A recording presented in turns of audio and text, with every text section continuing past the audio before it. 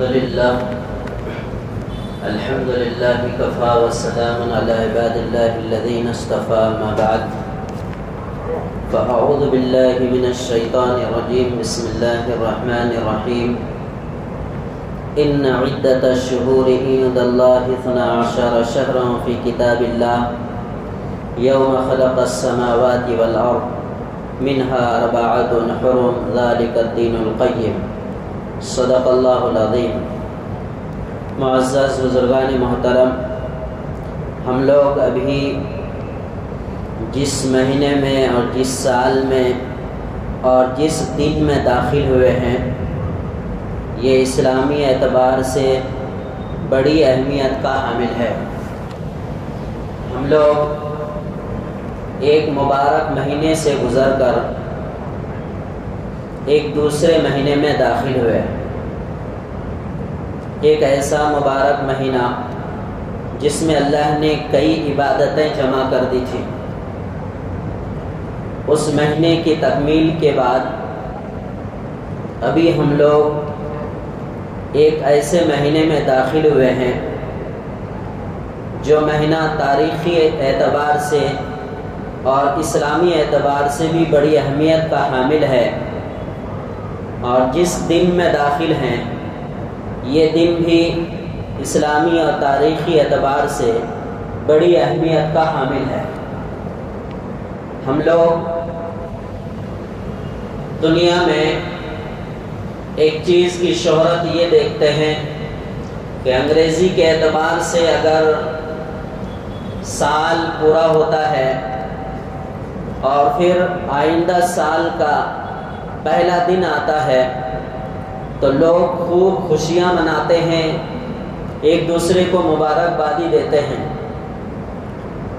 مگر اسلامی سال تاریخی اعتبار سے اگر مکمل ہو جائے اور نیا سال داخل ہو تو اس کا کوئی چرچا تک بھی نہیں ہوتا، اور عام طور پر اکثر لوگوں کو پتہ بھی نہیں چلتا کہ جی ہم کوئی نئے اسلامی سال میں داخل ہو گئے ہیں۔ عام طور پر اکثر لوگوں کو پتہ نہیں چلتا ہے۔ ہاں، جب تاریخ لگ جاتی ہے، چاند نکل جاتا ہے، اور پھر جب پتہ چلتا ہے کہ جی ہاں محرم کے مہینے میں داخل ہو گئے تو پھر ڈائریکٹ 10ویں محرم کا انتظار کرتے ہیں، اور اتنی شدت سے انتظار کرتے ہیں اور اتنی اہمیت کے ساتھ اس کا انتظار کرتے ہیں، جس طرح کہ اس مہینے میں محرم کی 10ویں تاریخ کے علاوہ اور بھی کوئی واقعہ پیش ہی نہ آیا ہو۔ صرف 10ویں محرم میں سیدنا حضرت حسین رضی اللہ عنہ کی شہادت کا ہی واقعہ پیش آیا ہے، جس کی بنیاد پر پھر اس محرم کے مہینے کی عظمت کو اپنے دل میں بسا لیتے ہیں۔ قرآن کریم میں اللہ تبارک و تعالیٰ نے پورے 12 مہینوں کے تعلق سے یہ بات ارشاد فرمائی ہے کہ یہ پورے 12 مہینے اللہ کے نزدیک سیم ہے، برابر ہے۔ مہینوں کے آنے جانے میں اور سال کے آنے جانے میں رب پروردگار کے نزدیک کوئی اہمیت نہیں ہے۔ وہ الگ بات ہے کہ مہینوں کی فضیلت اعمال کے اعتبار سے مختلف ہیں۔ رمضان المبارک کے مہینے کو جو فضیلت ہے دیگر 11 مہینوں میں وہ باقی کسی مہینے کو نہیں ہے، لیکن اللہ کے نزدیک اس کی اہمیت نہیں ہے۔ قرآن کریم میں اللہ ارشاد فرماتا ہے ان عدت الشہور عند اللہ 12 شہرا فی کتاب اللہ۔ اللہ فرماتا ہے مہینوں کی گنتی اللہ کے نزدیک 12 ہیں، اور یہ اللہ کی کتاب میں ہے۔ اللہ کی کتاب سے مراد یہاں پر قرآن کریم نہیں، اللہ کی کتاب سے مراد یہاں پر لوح محفوظ ہے۔ بعض مفسرین نے آسمانی کتابیں بھی لکھی ہیں کہ آسمانی کتابوں میں مہینوں کی گنتی 12 ہیں، لوح محفوظ میں ان مہینوں کی گنتی کب سے ہے؟ اللہ فرماتا یوم خلق السماوات والارض، جب سے اللہ نے آسمان اور زمین کو پیدا کیا ہے تب سے ہی اللہ نے 12 مہینوں کی گنتی کو نظام عالم میں فٹ کر دیا ہے۔ تو اندازہ اس سے یہ ہوا کہ یہ پورے جو 12 مہینے ہیں اور 12 مہینوں کا جو سال ہے اللہ کے نزدیک یہ برابر ہے، اور یہ آج کا نہیں ہے، آج کا نیا نہیں ہے، یا ہر سال نیا نہیں آتا ہے، بلکہ آسمان اور زمین کے تخلیق کے دن ہی اللہ پاک نے اس کو فٹ کر دیا۔ منہا اربعۃ حرم، ان میں سے 4 مہینوں کو اللہ پاک نے محترم رکھا۔ ذالک الدین القیم، یہی اللہ کے نزدیک سیدھا اور مضبوط دین ہے۔ بہرحال آیت کریمہ کی ترتیب پر ایک الگ بحث ہے اور ایک الگ تفصیل اور تفسیر ہے، مگر آج کی تقریب کے مناسبت سے صرف یہ بتانا ہے کہ مہینوں کی گنتی اللہ کے نزدیک 12 ہے، اور یہ آسمان اور زمین کے تخلیق کے دن ہی یہ نظام اللہ نے بنا دیا۔ اب ہم لوگ دنیاوی اعتبار سے سال کے گزرنے پر اور دوسرے سال کے آنے پر خوشیاں مناتے ہیں۔ عام طور پر دیکھا یہ گیا ہے انگریزی کا سال 2024 مکمل ہوا، 2025 لگ گیا، تو اس رات کو کیا کہتے ہیں؟ آنے والے دن کو پہلا دن، اس دن کو کیا کہتے ہیں؟ کہتے ہیں نئے سال کا پہلا دن ہے۔ کیسا ہو گیا یہ نیا سال؟ اگر وہ نئے سال کا پہلا دن ہے تو ہر صبح نئی صبح ہے، ہر جمعہ نیا جمعہ ہے، ہر ہفتہ نیا ہفتہ ہے، اور ہر مہینہ نیا مہینہ ہے، صرف سال ہی نیا سال کیوں نہیں؟ کیوں ہے؟ اندازہ یہ ہوا یہ اسلامی تصور نہیں ہے کہ سال نیا بھی ہوتا ہے اور سال پرانا بھی ہوتا ہے۔ یہ تو آسمان اور زمین کے تخلیق کے دن ہی اللہ نے ایک سیٹ کر دیا ہے، نظام فٹ کر دیا اللہ نے، کوئی نیا پرانا نہیں ہوتا ہے، سب اللہ کے نزدیک برابر۔ اب ہم لوگ ابھی جس سال میں داخل ہیں، جس دن میں، مہینے میں، اسلامی اعتبار سے ہمیں یہ یاد رکھنا چاہیے کہ 1446 مکمل ہوا ہجری کا، اور 1447 میں ہم داخل ہوئے۔ اسلامی تاریخوں کا ہم اور آپ کو یاد رکھنے کا اور لکھنے کا اور بولنے کا رواج ڈالنا چاہیے، اور اپنے بچوں کو بھی اسلامی مہینوں کی یاد دہانی کرانی چاہیے۔ بچے عام طور پر اسکول میں پڑھتے ہیں تو انگریزی مہینوں کی نام، اس کی ڈیٹ اور تاریخ بچوں کو خوب یاد ہے۔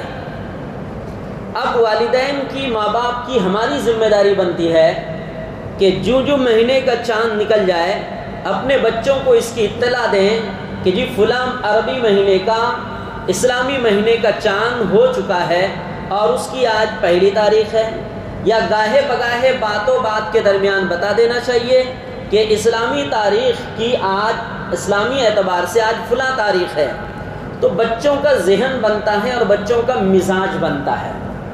تو بہرحال بزرگوں، ہم لوگ آج کی تاریخ میں جو داخل ہوئے ہیں یہ 1447 کا پہلا مہینہ اور پہلا دن ہے، اور پہلا ہی دن جمعہ کا پڑ گیا، پہلا ہی دن جمعہ ہے۔ اس مناسبت سے میں نے ایک موضوع کا انتخاب کیا ہے، حالانکہ کئی سالوں سے ہم یہاں پر ہیں اور اس منبر سے ہر سال ہر آنے والے عنوان پر ہم بڑی تفصیل سے بات کرتے ہیں، محرم کے عنوان پر اور شہادت حسین رضی اللہ عنہ کے عنوان پر، اور اس کے تاریخی پس منظر پر کئی مرتبہ باتیں ہو چکی ہیں، مگر چونکہ زمانے کے اندر لوگ، روئے زمین میں، کائنات میں لوگ اس دین کو جو ایک حیثیت دیتے ہیں، اس مہینے کو جو حیثیت دیتے ہیں، صرف ایک اعتبار سے حیثیت دیتے ہیں، وہ ہے 10ویں محرم اور حضرت حسین رضی اللہ عنہ کی شہادت، اس کی حیثیت۔ اس کے علاوہ اگر آپ مسلمانوں سے پوچھیں گے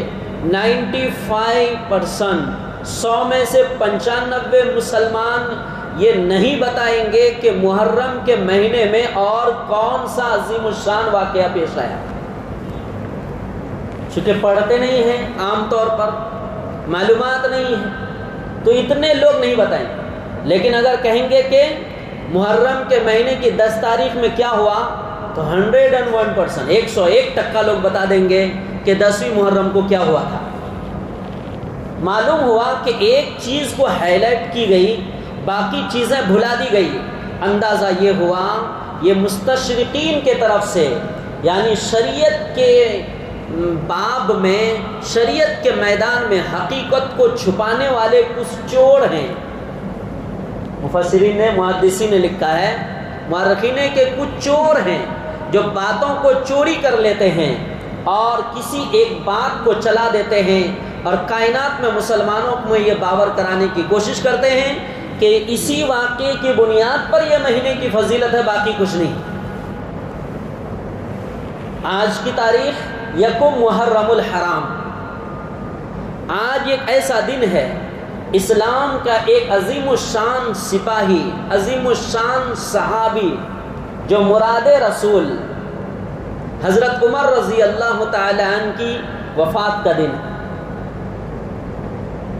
یہ حضرت عمر رضی اللہ تعالی عنہ کون ہیں؟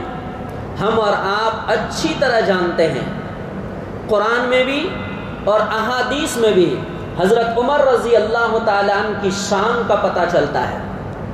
قرآن پڑھیں گے تو تقریباً 20 جگہوں پر آیات کے ضمن میں حضرت عمر رضی اللہ تعالیٰ عنہ کی دل کی بات نقل کی گئی ہے، اور احادیث میں تو ذخیرہ، احادیث کے ذخیرے میں حضرت عمر رضی اللہ تعالیٰ عنہ کی شان تو بھری پڑی ہے۔ آپ حضرات تقریریں سنتے ہوں گے، بیانات سنتے ہوں گے، کتابیں پڑھتے ہوں گے، مگر کچھ لوگ اس روئے زمین پر ایسے بھی ہیں جو حضرت عمر رضی اللہ تعالیٰ عنہ کو ایک عام انسان بھی نہیں مانتے۔ چہ جائے کہ قرآن و حدیث کے ایک شہنشاہ مانے کہ اس میں ان کا ذکر ہے اور تذکرہ ہے، نہیں، قرآن اور حدیث زبان نبوت اور زبان نبوت اور رب العالمین کے کلام میں ان کا تذکرہ ہے۔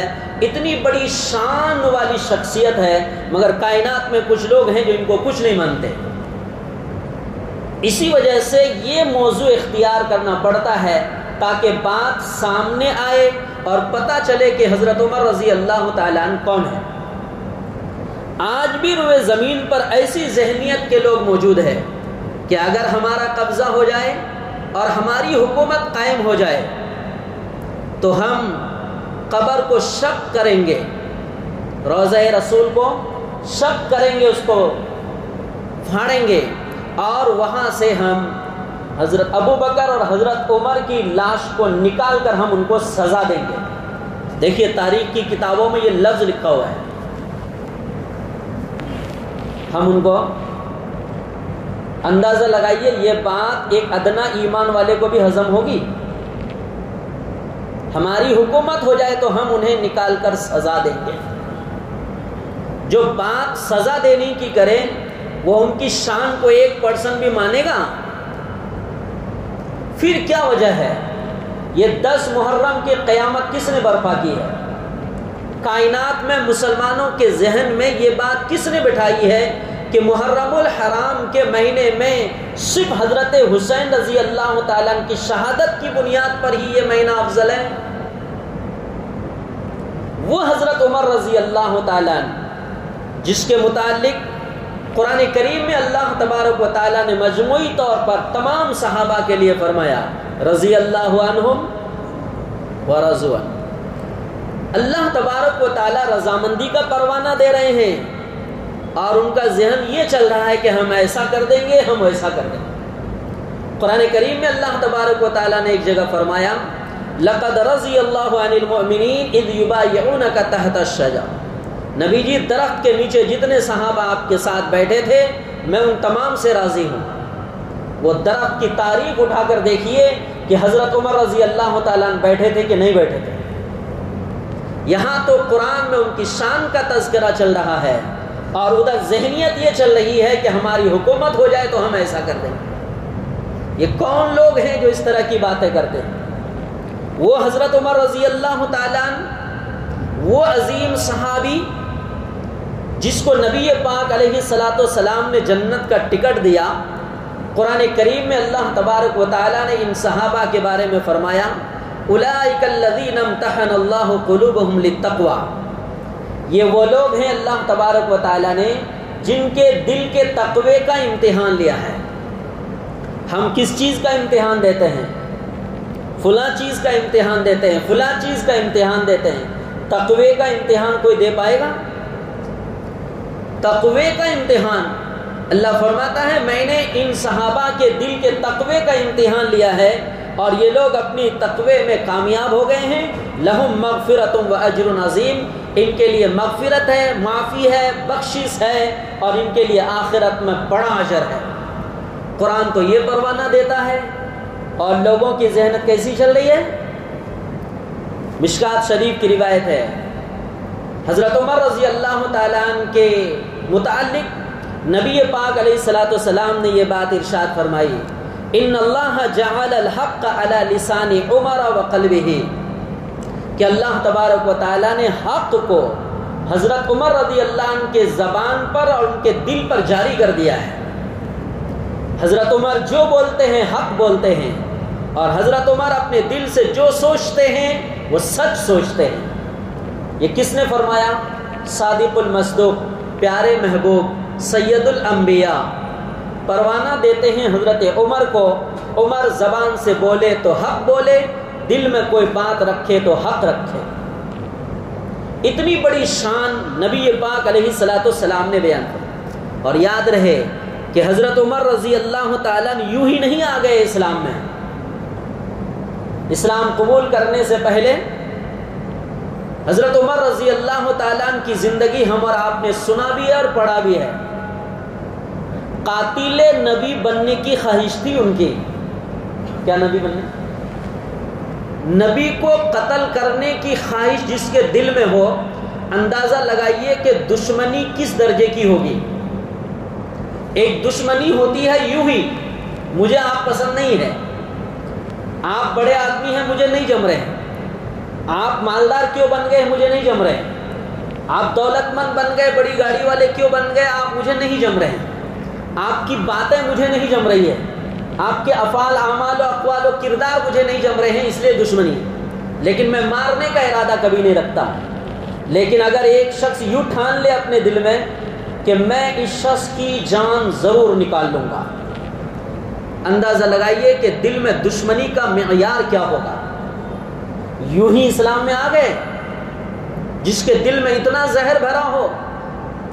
نبی پاک علیہ الصلاۃ والسلام نے دعا کی تھی، ترمذی شریف کی روایت ہے، اللہم اعز الاسلام باحب هذین الرجلین الیک بابی جہل ابن ہشام او بعمر ابن الخطاب وکان احبہما الیہ عمر۔ دوسری روایت ہے، اللہم اید الاسلام بابی جہل ابن ہشام او بعمر ابن الخطاب۔ روایت کا ترجمہ یہ ہے، اے اللہ اسلام کو اعزاز بخش، عزت عطا فرما، دو آدمیوں میں سے جو آپ کے نزدیک زیادہ محبوب ہو، ان میں سے ایک ابو جہل ابن ہشام اور ایک عمر ابن الخطاب، وکان احبہما الیہ عمر، اور اللہ کے نزدیک ان دونوں میں سب سے زیادہ محبوب حضرت عمر نکلے۔ یہ نبی ہاتھ اٹھا کر دعا کر رہے ہیں کہ اللہ ان دونوں میں سے جو آپ کو محبوب ہو ان کو آپ اسلام کی توفیق دے کر اعز الاسلام، اسلام کو عزت اور شرف عطا فرما۔ ادھر نبی دعا کر رہے ہیں حضرت عمر کے لیے، دعا کر رہے ہیں، اور کل صبح کو حضرت عمر چلے اپنی مراد پوری کرنے کے لیے تلوار لے کر، کہ دارالندوہ میں مشورہ ہوا کہ جی اس معاملے کو تمام کیسے کیا جائے۔ حضرت عمر نے فرمایا کہ اس کے تمام کرنے کی ایک ہی شکل ہے، جو ان کے نبی ہیں، ان کے امیر ہیں، ان کو ختم کر دو، معاملہ ختم ہو جائے گا۔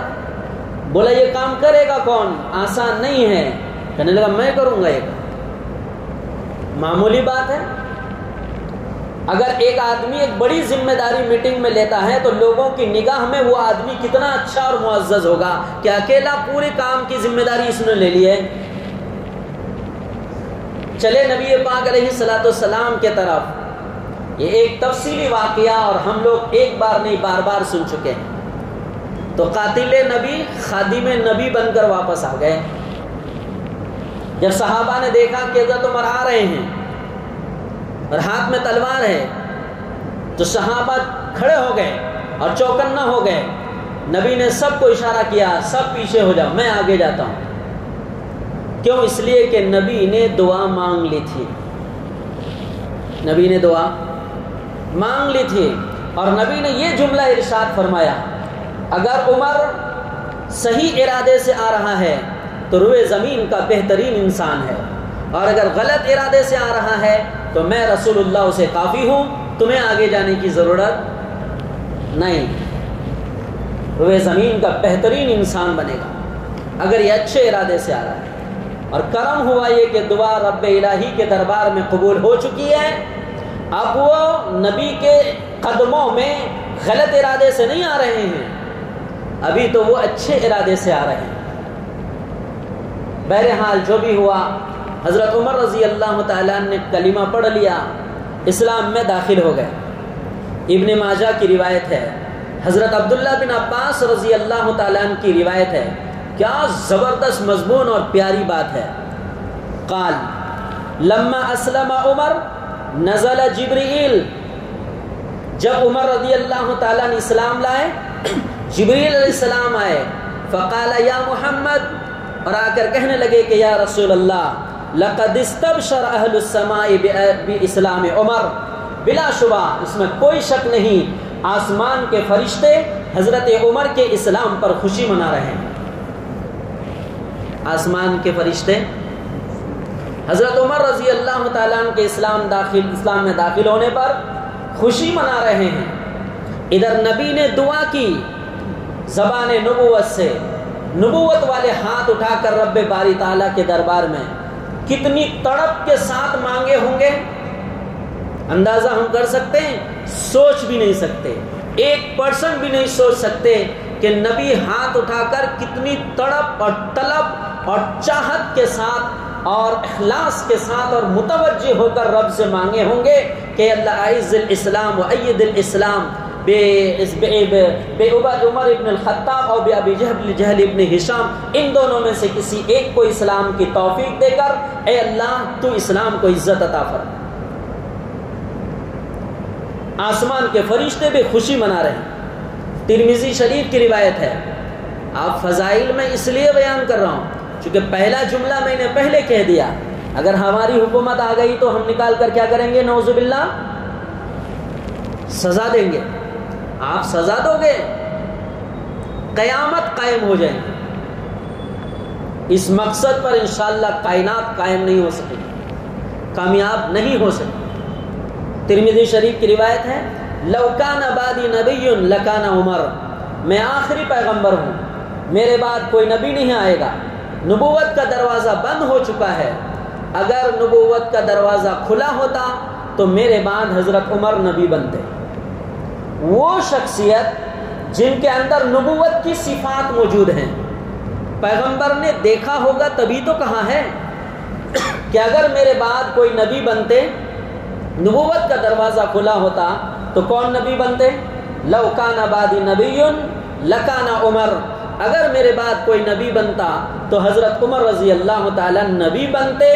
اندازہ یہ ہوا حضرت عمر کی شخصیت میں، ان کی شرست میں، ان کے اندر، دل کے اندر نبوت کی صفات موجود تھے، لیکن چونکہ نبوت کا دروازہ بند ہو چکا ہے اب کوئی نبی بننے والا نہیں ہے۔ یہ شان ہے حضرت عمر رضی اللہ تعالیٰ۔ بخاری شریف کی ایک حدیث ہے، نبی کتنے پیارے انداز میں حضرت عمر کو بیان کر رہے ہیں۔ نبی فرماتے ہیں پہلی امت میں کچھ محدث ہوتے تھے۔ محدث کس کو کہتے ہیں؟ اپنے پیغمبر کی بات نقل کرنے والے، محدث حدیث بیان کرنے والے۔ تو پہلی امت میں کچھ محدث ہوتے تھے، میری امت کا محدث حضرت عمر ہیں، پیغمبر کی صحیح سچی باتیں نقل کرنے والے۔ پچھلی امت میں کچھ لوگ ہوتے تھے، میری امت میں پیغمبر کی صحیح اور سچی بات نقل کرنے والے کون ہیں؟ حضرت عمر ہیں۔ اگلا لفظ نبی فرماتے ہیں، بخاری شریف کی روایت ہے، اگلا لفظ فرماتے ہیں کہ بنی اسرائیل میں کچھ لوگ ایسے گزرے ہیں جس میں اللہ نے ڈائریکٹ کلام کیا ہے نبیوں کے علاوہ. بنی اسرائیل میں کچھ لوگ ایسے گزرے ہیں جن سے اللہ نے کلام کیا ہے. اگر اللہ کے کلام کرنے کا یہ نظام باقی رہتا تو میری امت میں اللہ حضرت عمر سے کلام کرتا. سمجھ رہے ہیں؟ میں وہ باتیں کر رہا ہوں اور اتنی باتیں کر رہا ہوں جتنی پڑھا ہوں اور جتنا لکھا ہوں. اگر میری امت میں اللہ کا وہ نظام باقی رہتا کہ نبی کے علاوہ کسی سے بات ہو سکتی ہے تو اللہ تبارک و تعالی حضرت عمر سے بات کرتے.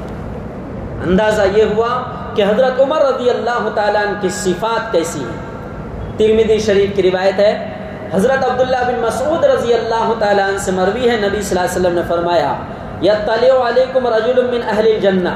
ایک مجلس لگی تھی, نبی نے فرمایا ابھی ایک جنتی شخص آنے والے ہیں. فطلع ابو بکر, فوراً حضرت ابو بکر رضی اللہ عنہ آ گئے اور بیٹھ گئے. ثم قال ثم یطلع علیکم رجل من اہل الجنہ. اس کے بعد دیکھنا ان کے بعد بھی ایک جنتی شخص آنے والے ہیں. فطلع عمر, فوراً حضرت عمر رضی اللہ تعالیٰ. ٹکٹ کہاں بانٹ رہے ہیں؟ مجمع میں بانٹ رہے ہیں, چھپ کر نہیں.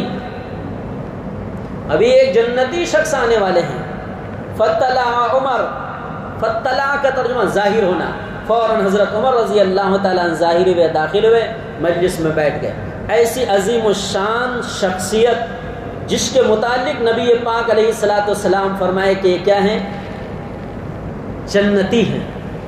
معراج کا واقعہ پڑھیے گا, معراج کا واقعہ.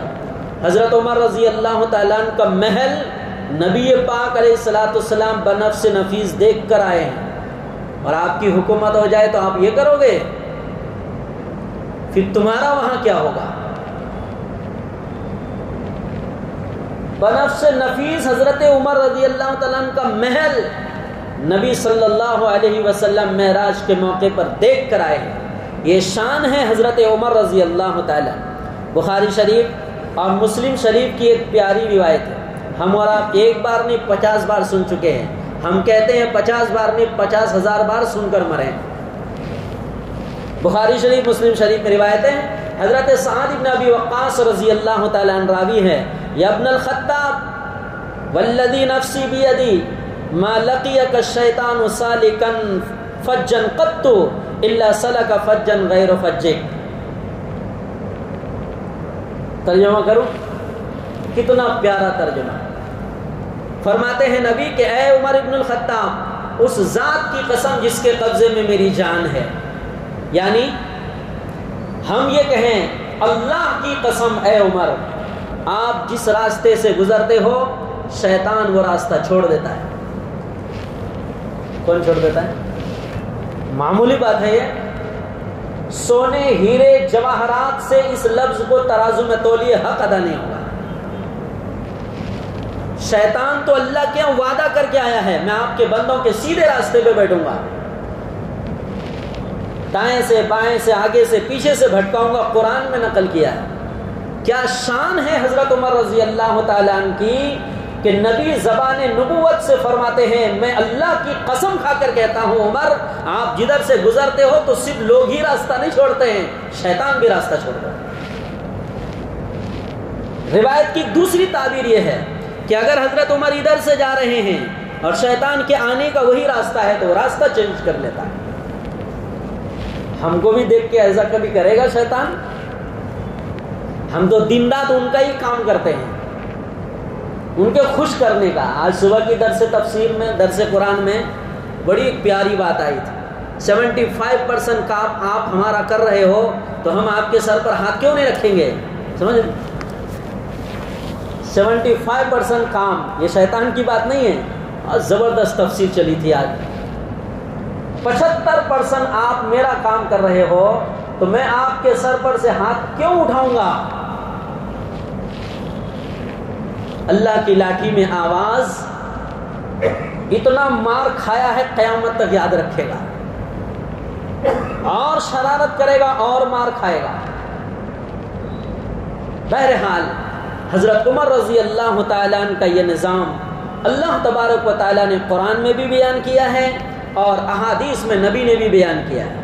ایک کتاب ہے علامہ سیوطی رحمۃ اللہ علیہ کی تاریخ الخلفاء، بڑی معتبر مستند کتاب ہے، بڑی کتاب ہے تاریخ۔ اس میں لکھا ہے کہ حضرت عمر رضی اللہ تعالیٰ عنہ کی موافقات قرآن کی کتنی آیتیں حضرت عمر رضی اللہ تعالیٰ عنہ کی خواہش یا حضرت عمر کے دل میں بات آئی، یا حضرت عمر نے نبی کو مشورہ دیا، یا حضرت عمر نے کسی موقع پر کوئی کام کرنے کے لیے کسی کو کہا، اس کے حساب سے قرآن کی آیت نازل ہوئی ہے۔ قرآن کریم میں اس طرح کی 20 آیات ہیں۔ کتنی؟ 20 آیات موافقت عمر ہے، جو حضرت عمر رضی اللہ تعالیٰ عنہ کی چاہت کے حساب سے کہ جا کر درخواست کر رہے نبی جی ایسا ہونا چاہیے تھا، ایسا اگر نہیں ہوا تو سماج اور معاشرہ برباد ہو جائے گا، سیم اسی طرح قرآن نازل ہو گیا۔ بار بار نبی صلی اللہ علیہ وسلم بلا کر مبارکبادی دے رہے ہیں، عمر آپ کی چاہت کے حساب سے رب نے عرش معلیٰ سے قرآن نازل کیا، آیت نازل کی ہے۔ اس طرح کی 20 آیات قرآن کریم کے اندر موجود ہیں۔ بہرحال حضرت عمر رضی اللہ تعالیٰ عنہ کی اس طرح کی بہت سے فضائل موجود ہے۔ ایک چھوٹی سی بات عرض کرو، ترمذی شریف میں ہے کہ حضرت عمر رضی اللہ عنہ عمرہ کو جا رہے تھے۔ کہاں جا رہے تھے؟ عمرہ کو جا رہے تھے، تو حضرت عمر رضی اللہ تعالیٰ عنہ سواری پر سوار ہیں، حضور صلی اللہ علیہ وسلم نکیل کو پکڑ کے نیچے چل رہے ہیں۔ برداشت ہوگا؟ ذہن قبول کرے گا؟ نظر ٹکے گی؟ بیٹھے ہیں سواری پر کون؟ حضرت عمر، نکیل پکڑ کر تھوڑا باہر چھوڑنے کے لیے جاتے ہیں نا مہمان کو، باہر چھوڑنے کے لیے جا رہے ہیں، باتیں چل رہی ہے دونوں محبوب کی آپس میں۔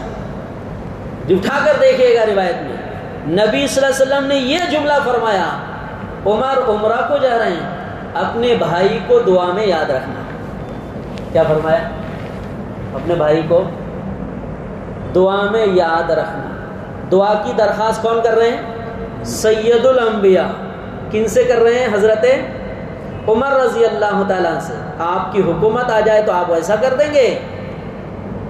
مجال ہے، آپ کے دادا، پڑدادا، لکڑ دادا، پکڑ دادا، سکڑ دادا، پورے نسل اٹھ کر آ جائے گی تو بھی یہ نظام برپا نہیں ہوگا روئے زمین جو چاہتے ہیں۔ بہرحال علم و آفتاب، محبت و چاہت، محبوب نور نظر، محبوب نور نظر پیغمبر، اللہ تبارک و تعالیٰ کی چاہت اور مراد، اور اللہ تبارک و تعالیٰ کا عدل اور فیصلہ، یہ حضرت عمر رضی اللہ تعالیٰ عنہ ہے۔ ان کی شہادت کب ہوئی؟ یکم محرم الحرام کو ان کی روح پرواز کری۔ اس کی اور بھی تھوڑی تاریخ ہے۔ تو یہ محرم الحرام کا مہینہ صرف ایک ہی شخصیت کی وجہ سے اہمیت کا حامل ہے یا اور کوئی بھی ہے اس مہینے میں؟ اس کا بیان کیوں نہیں ہوتا ہے؟ اس کا بینر کیوں نہیں لگتا ہے؟ اس کا اسٹیج کیوں نہیں سجتا ہے؟ اس کا بیان کرنے والے مقرر گونگے کیوں ہو جاتے ہیں؟ سمجھ رہے باتوں؟ نہیں لگنا چاہیے ان کا اسٹیج، ان کا بینر نہیں لگنا چاہیے، جن کا اسلام پر اتنا احسان ہے۔ ایک روایت اور میں نے پڑھا، میں نے نقل نہیں کیا، کہ سورج جب طلوع ہوتا ہے، سورج جب طلوع ہوتا ہے تو روئے زمین پر سورج حضرت عمر سے بہتر کسی شخص پر طلوع نہیں ہوتا۔ حضرت ابو بکر رضی اللہ تعالیٰ عنہ کے فضائل اپنی جگہ ہے، مگر حضرت عمر رضی اللہ تعالیٰ عنہ بھی کم نہ تو قرآن میں ہے نہ زبان نبوت میں۔ یہ عظیم الشان شخصیت فجر کی نماز پڑھا رہی تھی۔ فجر کی نماز یہ کون سے دن کا واقعہ ہے؟ 26 ذی الحجہ کا واقعہ ہے۔ 26 ذی الحجہ کو فجر کی نماز حضرت عمر رضی اللہ تعالیٰ عنہ پڑھا رہے ہیں، اور کہاں پڑھا رہے ہیں؟ مسجد نبوی میں، دوسری اپنی محلے کی مسجد میں نہیں، مسجد نبوی میں۔ باتیں یاد رکھیے گا، ایمان تازہ ہو جاتا ہے۔ حشر میں انشاءاللہ ملاقات کریں گے حضرت عمر سے، بولیے انشاءاللہ کریں گے۔ یہ شان سن لیے نا، تلاش کریں گے انشاءاللہ، جا کر ہاتھ ملائیں گے، مصافحہ کریں گے، بیٹھیں گے تھوڑی دیر حضرت عمر کے ساتھ، چائے پئیں گے انشاءاللہ۔ اتنی بڑی شان والے ہیں۔ 26 ذی الحجہ کو مختلف کون ہیں؟ صحابہ ہیں۔ مقتدی صحابہ ہیں. نماز کے لیے مصلی پہ گئے. مصلی کن کا؟ نبی کا. مسجد کون سی؟ مسجد نبوی. فجر کی نماز میں تلاوت آسمانی کتاب کلام الہی کی تلاوت. اور کس جگہ کے پاس؟ منبر رسول کے پاس نماز پڑھا رہے ہیں 26 ذی الحجہ کو. ایک شخص ہے، اس کا نام ہے ابو لولو فیروز مجوسی. ابو لولو فیروز اس کا نام ہے. وہ خنجر دبا کے لایا تھا. وہ نماز کی شکل اختیار کر کے صف میں کھڑا ہو گیا. حضرت عمر رضی اللہ تعالیٰ نماز میں مصروف ہیں. منبر رسول کے پاس، نبی کے مصلی پر، نبی کے محراب میں، نبی کی مسجد میں عظیم الشان عبادت فجر کی نماز ادا کر رہے ہیں. پیچھے سے ابو لولو فیروز نے حملہ کیا. کئی وار لگے. ایک کتاب میں ہے کہ 4 حملے کیے، ایک کتاب میں ہے کہ 6 حملے کیے. اور حضرت عمر رضی اللہ تعالیٰ دھڑام سے نیچے گر گئے. امام ابو جعفر طبری نے اپنی تاریخ طبری میں اس ڈیٹ کو نقل کیا ہے. جب حضرت عمر رضی اللہ تعالیٰ گر گئے تو فوراً حضرت عبد الرحمن بن عوف رضی اللہ تعالیٰ نماز کی نیابت کر کے نماز مکمل کی. حضرت عبد الرحمن بن عوف رضی اللہ عنہ کون ہے معلوم ہے؟ ایک چھوٹے موٹے صحابی نہیں ہیں جو ان کے پیچھے نماز پڑھ رہے تھے. ان کی تاریخ اور ان کی سیرت پڑھیں گے عقل حیران ہو جائیں گے دنیا میں. انہوں نے نماز کی نیابت کر کے نماز مکمل کی. چنانچہ 26 ذی الحجہ سن 23 ہجری بدھ کا دن. کون سا دن؟ بدھ کا دن. اس دن زخمی ہوئے حضرت عمر رضی اللہ تعالی. 644 عیسوی تھا. 600 ابھی 2025 ہے. 644 عیسوی تاریخ انگریزی تاریخ 31 اکتوبر حضرت عمر رضی اللہ تعالیٰ زخمی ہوئے. نماز مکمل ہوئی. صحابہ کرام آپ کو اٹھائے اور اٹھا کر گھر پہ لائے. 26 27 28 29 30 اتنے دن آپ بستر علالت پہ رہے. اس درمیان حضرت عمر رضی اللہ تعالیٰ نے جب بھی آپ کو ہوش آتا، بات کرنے کی طاقت ہوتی، تو حضرت عمر رضی اللہ تعالیٰ نے 2 باتیں پوچھی تھی جو کتابوں میں نقل کی گئی ہے. باقی اور کتنی باتیں ہوئی ہیں معلوم. پہلی بات یہ ہے کہ مجھے قتل کس نے کیا ہے، میرے اوپر حملہ کس نے کیا ہے. صحابہ نے کہا کہ ابو لولو فیروز مجوسی. کہنے لگا الحمدللہ، کسی کلمہ گو کے ہاتھ میرے خون سے نہیں رنگا ہے. حضرت عمر رضی اللہ تعالیٰ نے ایک دعا کی تھی، اللہم ارزقنی شہادتا فی سبیلک وفی بلد رسولک. ناممکن چیز ہے، ایسی دعا جو ناممکن ہے، لیکن رب چاہے تو ممکن بنا دے، اس لیے کہ رب نے ہی آپ کو عمر بنایا. اے اللہ، میں شہادت چاہتا ہوں آپ کے راستے میں، شہادت کی موت چاہتا ہوں، اور آپ کے شہر میں چاہتا ہوں. کس میں؟ مدینے کے شہر میں چاہتا ہوں. مدینے کے شہر میں کبھی جنگ ہوگی؟ دجال بھی نہیں آ پائے گا. تو عام جنگیں کیسے ہوگی؟ عام جنگیں تو ہو ہی نہیں سکتی. دجال جب نہیں آ پائے گا تو جنگ کیسے ہو سکتی ہے مدینے کے شہر میں؟ تو اندازہ لگائیے. حضرت عمر نے دعا کیا کی؟ رہنے دیجیے، ہوئی بات پوری ہو گئی، تھوڑی ہے، رہنے دیجیے. سن رہے دیکھیں نا، اندر آ رہا ہے ماشاء اللہ. بات پوری ہو گئی، آخر چل رہی ہے. تو اے اللہ مجھے شہادت کی موت دے. اب شہادت کے لیے تو میدان میں جانا پڑے گا، اور نبی کے شہر میں دے، اور نبی کے شہر میں جنگ نہیں ہوں گی. لیکن اللہ تبارک و تعالیٰ نے حضرت عمر رضی اللہ تعالیٰ عنہ کی اس خواہش کو کس طرح پوری کی؟ موت بھی شہادت کی ہو گئی، اور کہاں ہوئی؟ نبی کے شہر میں ہی نہیں بلکہ نبی کے مصلی پر ہوئی. کہاں ہوئی؟ نبی کے. دوسری بات، حضرت عمر رضی اللہ تعالیٰ نے یہ پوچھتے تھے ہوش آنے پر، باہر ذرا پتہ لگاؤ کہ میرے وفات پر لوگوں کو غم ہوگا یا خوشی ہوگی. تو پتہ چلا کہ 101% 101% لوگ آپ کے اس طرح کے حملے پر قاتلانہ حملے پر غمزدہ ہیں تو بھی کہتے تھے الحمدللہ۔ بزرگوں اندازہ لگائیے کہ پھر یہ چند دن بستر علالت پر گزرنے کے بعد پھر یکم محرم الحرام کو آپ کی روح پرواز کر گئی اور اس طرح شہادت کی موت آپ کو اللہ پاک نے عطا فرمائی۔ حضرت صہیب رومی رضی اللہ تعالیٰ نے آپ کی نماز جنازہ پڑھائی۔ کس نے؟ حضرت صہیب رومی رضی اللہ تعالیٰ نے آپ کی نماز جنازہ پڑھائی۔ خلافت آپ کی 10 سال 5 مہینہ 21 دن رہی۔ یہودیوں نے کتاب میں کیا لکھا ہے کہ اگر حضرت عمر کی حکومت اور 10 سال رہ جاتی، 10 سال تھی، تو روئے زمین سے اسلام کے علاوہ سارے مذاہب کا خاتمہ ہو جاتا۔ اسلام کے علاوہ روئے زمین پر کچھ نہیں بچتا۔